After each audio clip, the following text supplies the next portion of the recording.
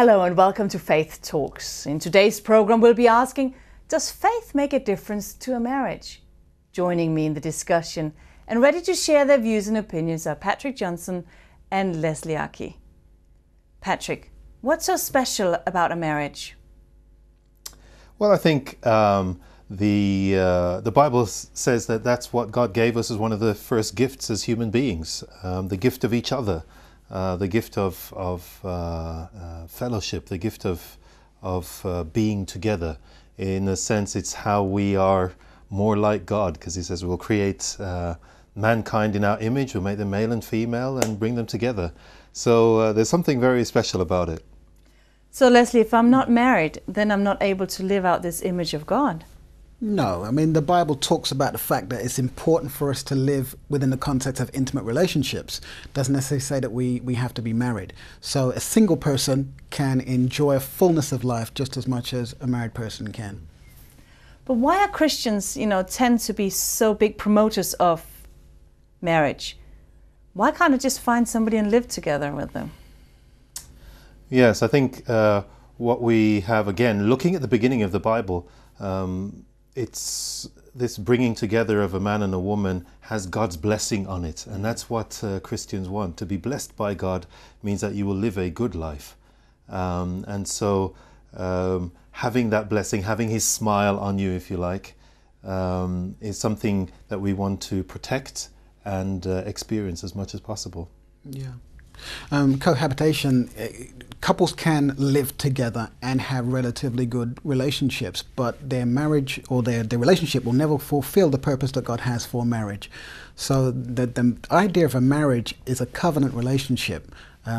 Two people come together with God's blessing upon them, and that helps them to fulfill the fullness that marriage was created for.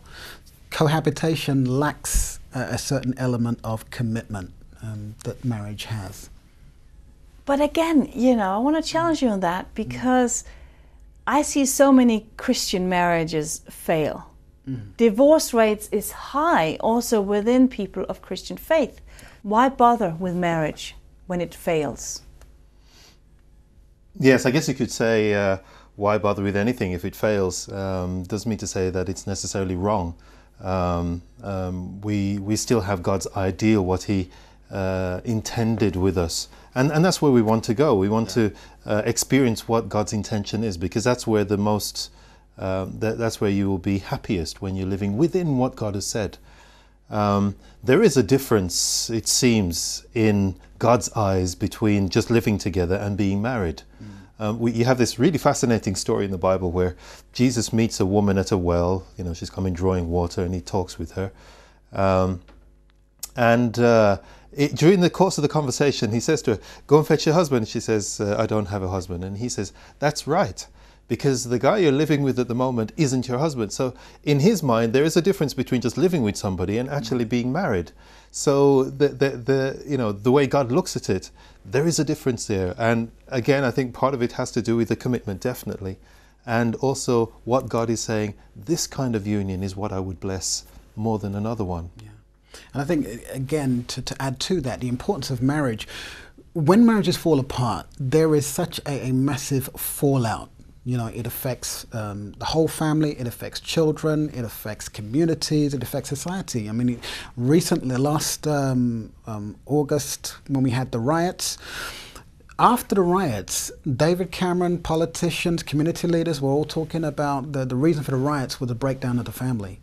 And if marriage falls apart, it has a knock-on effect in all other relationships. And that's why it's so important to preserve marriage. And that the best context in which to do that is within the context of our faith. So marriage was created by God. He is the one who blesses it. He is the one who brings couples together. He's the one that keeps them together. But if it's blessed by God and we all living in the same faith, does couple live in the same faith? Because of course there's a different debate when you have different faith who interact and end up being married. Yeah. That's a different challenge. But if we're talking about people of the same faith, why would their marriage break down if they're all living out what God intended them to do? Well, that's the question. The last part of your question is significant. Are they living out what God intended them to do? Because relationships work on basic principles. So if you choose not to follow the principles of the Christian faith, even though you are living within a Christian relationship, then your relationship is not going to survive. In the same way that you can have a couple who are not Christians, who don't necessarily believe in God, but if they live according to certain principles, they can have a good relationship. They won't have the fullness of blessing that is entailed in marriage because of the absence of the spiritual dimension. But relationships operate on basic principles. And you can be in the church, have a faith, but yet not live according to those principles that make relationships work. And as a result, relationships can fall apart. Yeah, so basically, I guess what you're saying is just going to a church or even saying you have a faith doesn't fireproof your marriage. There are principles that you have to live out. It's not just something you say, you have to live. One, for example, is self-sacrificing love. Yeah. You know, being willing to sacrifice for your partner. That's one of the basic ones, I think. One of the things that my wife and I have talked about, and we're coming up to 24 years of marriage soon. Wow. That's helped us stay together is the fact that we would, our Christian faith helps us to keep being willing to change. You know, you can't go into a marriage thinking, I'm going to change the other person, but you can change yourself. And I think that's part of the Christian faith, is that we do grow. You do keep growing. You can keep changing. I say this to couples when I'm doing premarital counseling with them. The one thing you got to think about is that you can change. Don't just say, this is me, I will never change from being this. If you keep being willing to adjust to the other person and growing together, that can help. And those are some of the principles I think that we do need to live according to. I think just to pick up on what Patrick has said there, when couples end their marriages, it's because they no longer see the capacity for change in the other person or even within themselves. Once they get into that mindset that individual will never change, can never change, then they lose hope in the relationship. But relationships can be turned around. Even when they're on the brink, they can be turned around if we learn to practice one of the most important facets of marriage, and that's to learn to forgive. Because within a marriage, we will always say things, do things, fail to do things that are going to hurt one another. And the only way to get over those hurts is to practice the art of forgiveness. So if we are unable to extend that forgiveness to one another, then there is not much hope then that marriages can survive. But then, you know, you can go on forgiving and forgiving and forgiving. Yeah. Are there no lines, even in a Christian marriage? Is it all about self-sacrificing yourself? You know, I think a lot of women come to a marriage and being told that they have to submit themselves, they have to sacrifice themselves in the marriage, and it's all for the greater good of the marriage. But yet again, I also counsel so many women who come back and say, well, I'm abused this way, I'm that way, I'm mistreated, and that are told by pastors, but you just got to stay. You got to sacrifice yourself more. Surely that can't be God's intention, Les. The Bible talks about submission. About wives submitting to their husbands, and that passage is one of the most abused passages in the whole Bible. The Bible also talks about mutual submission.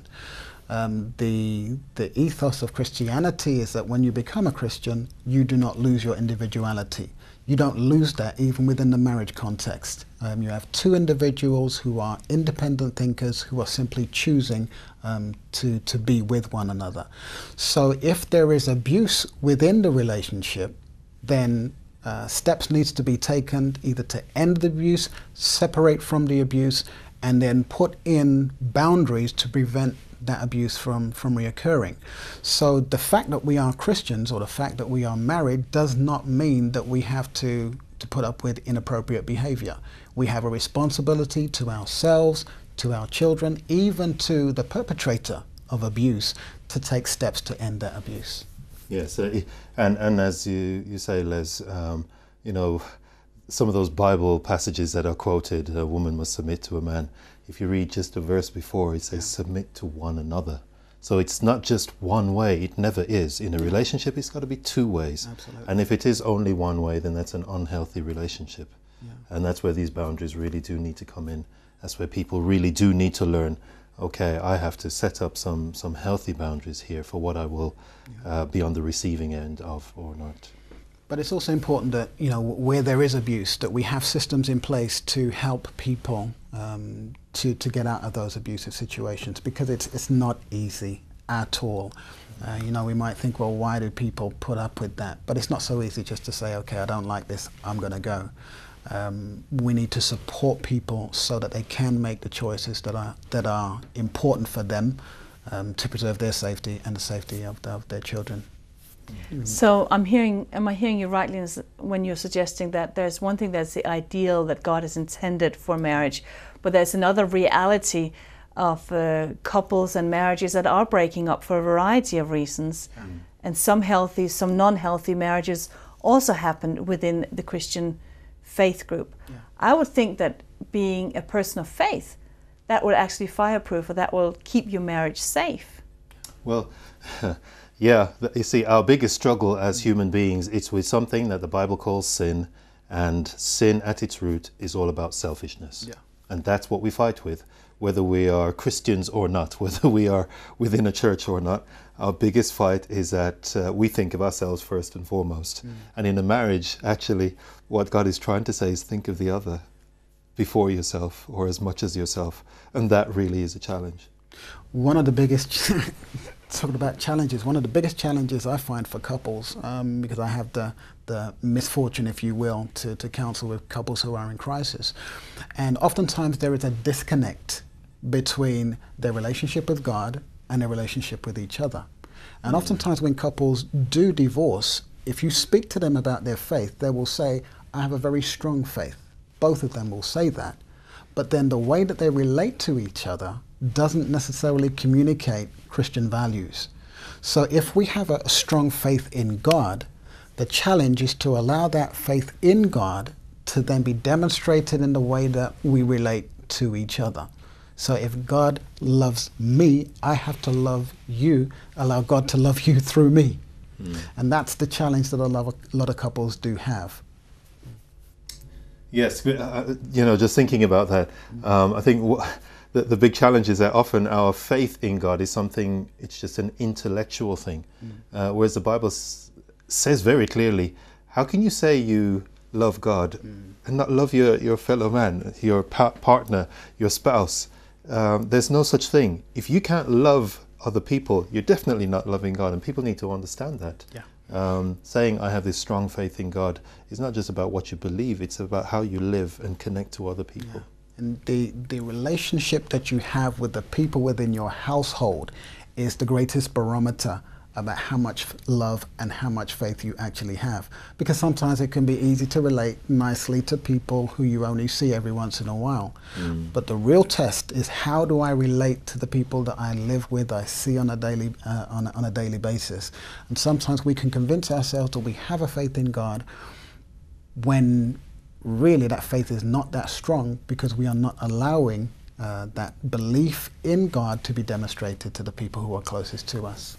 And I want to come back to that point you made there, Les, but let's just have a look at what some young people are saying about the topic.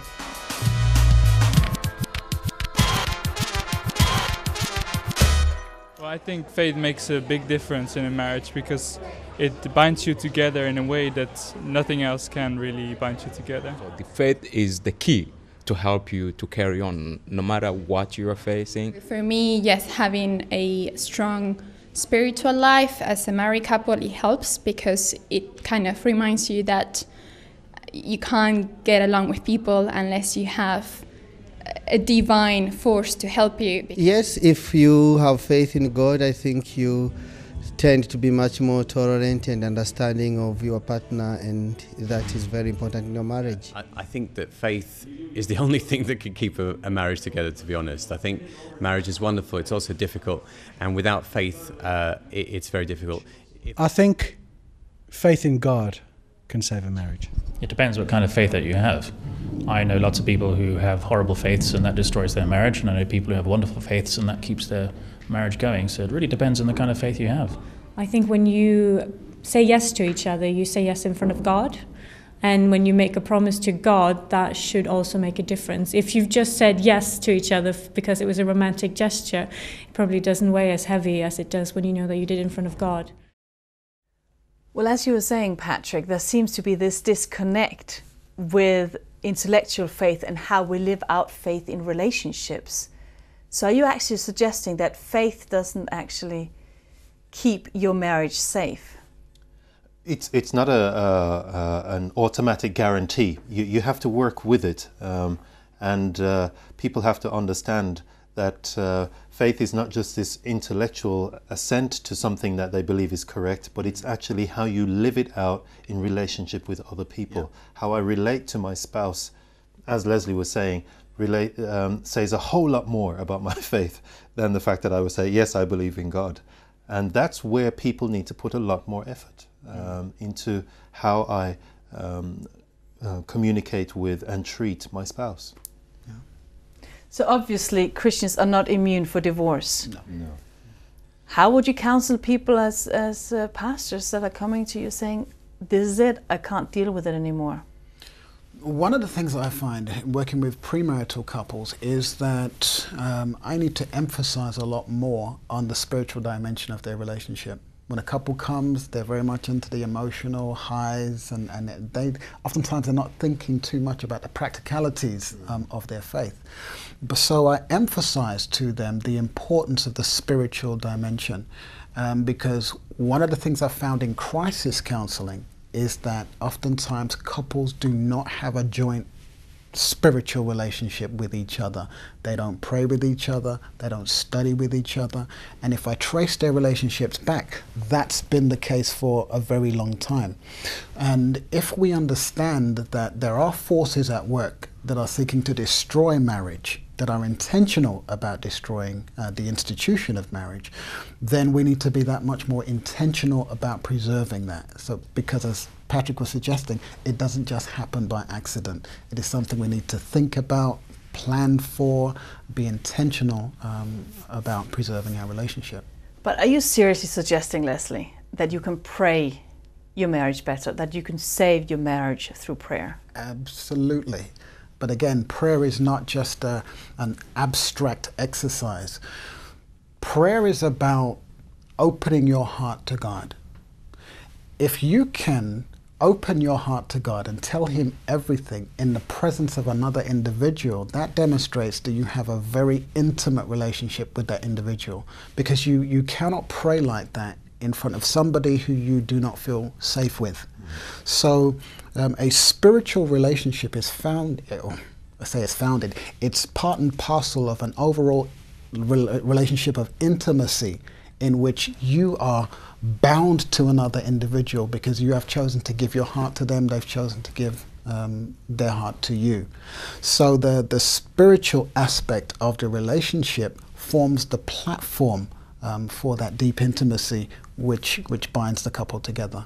Because you cannot preserve what is a spiritual relationship unless you have a solid spiritual foundation.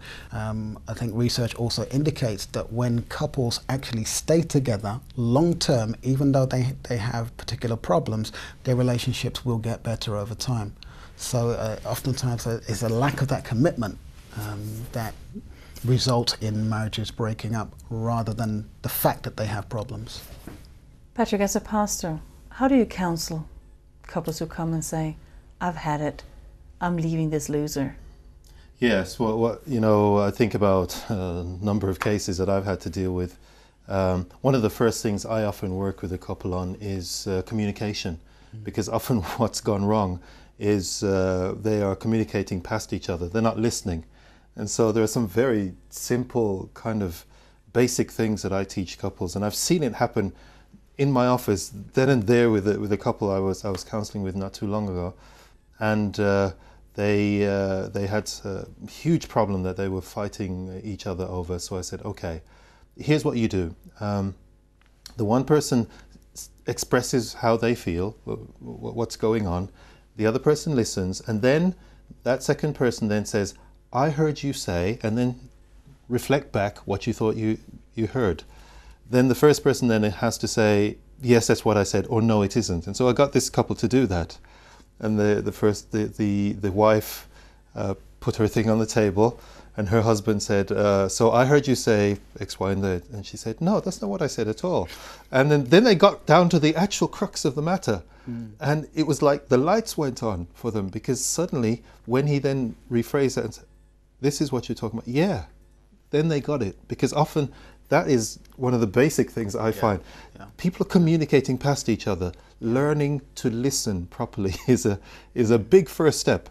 And so that's one of the first things I do with couples, that they are actually listening to each other.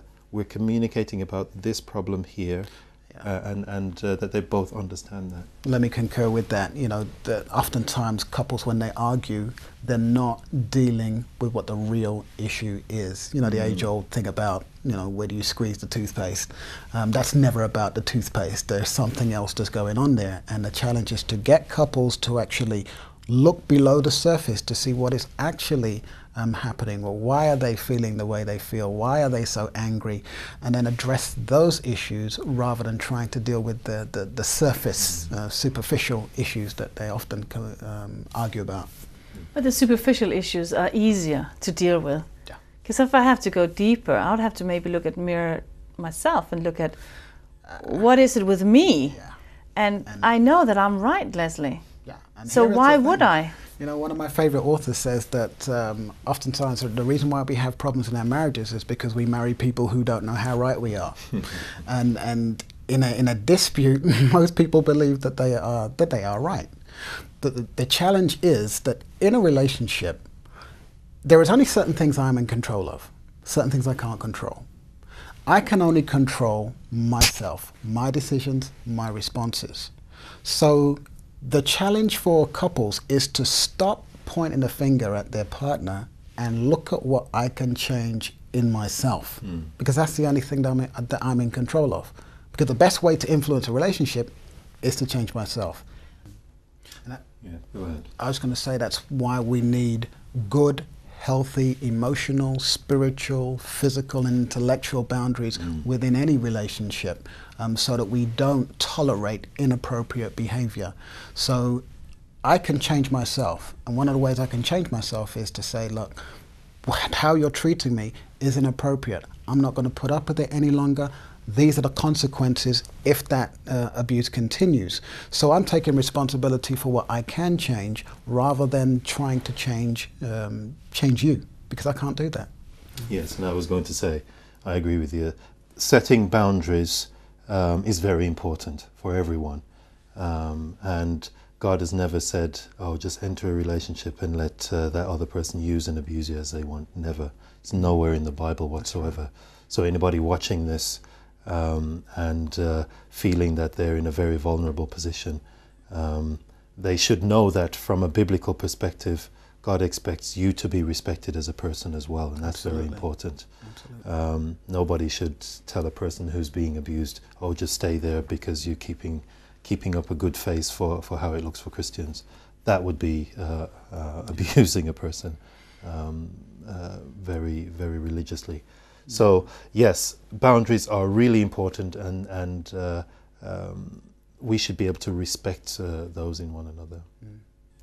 So how would you've talked about premarital counseling, you've talked about the importance of starting a relationship with God, having that foundation laid out as a couple. How do you actually help couples to make that happen? Do you say, I'm not going to marry you if you haven't sat through 20 sessions with me? Or how do you help equip couples to have a healthy and faithful and relationship built in faith? The purpose of premarital counseling is to get couples to think about issues which maybe they wouldn't ordinarily have thought about.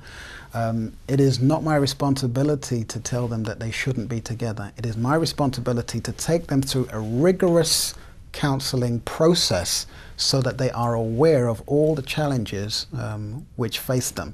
Because at the end of the day, two people who get married are marrying two imperfect people. So you're never going to have a perfect match.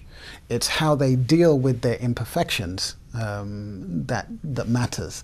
So my responsibility is to help them to be able to ask the right questions, to have the discussions so that they can make an informed choice as to whether or not this is the person I want to link the rest of my life with. And yeah, one of the things I do then with couples who come and say we want to get married, I will have premarital counselling with them. I wouldn't marry someone or a couple that hasn't gone through that, because it's very important that they understand these principles and where those challenges will lie as they go ahead. So that's very important that people get that. That kind of counsel. If there are glaring issues that I see that tells me that this shouldn't be happening, I will highlight those to the couple. But in general, I kind of shy away from telling couples that yes you shouldn't or yes you should. I simply take them through the process and allow them to make that decision once they are aware of the issues. One of the other things I do with couples as well is to say, especially at the end of a counselling session, is to say, listen, all marriages kind of reach roadblocks, and don't be afraid to go and talk with someone about it. Absolutely. Doesn't mean to say that your marriage is failing. Find somebody that you trust and just work through some of the issues, because we all kind of need that. We need that kind of refreshing now and again, and we need a third party to have a look at it and help us to rethink. It's no problem. I say that especially to the men, because we tend to be somewhat averse to going and talking over our problems with anybody else. Absolutely. And said, you know, we've been through this pre-marital counselling, and they've kind of gotten through that okay. This is something you can do on a regular basis to just keep your marriage in tune, really. Yeah. So basically what you are saying is that just because you are Christian and have a Christian faith doesn't make you immune to divorce, but what it does give you is a community that can help you work through some of the challenges, some of the problems, and help support you as you try to, I don't want to say save your marriage, but at the same time put your marriage in a more stable situation. Well, thank you, Leslie, and thank you, Patrick, for joining us in this interesting discussion on if faith makes a difference in a marriage. And why not add your voice to the debate by joining us on Facebook at Faith Talks. We'd love to hear from you. Thanks for watching, and we'll see you again next time.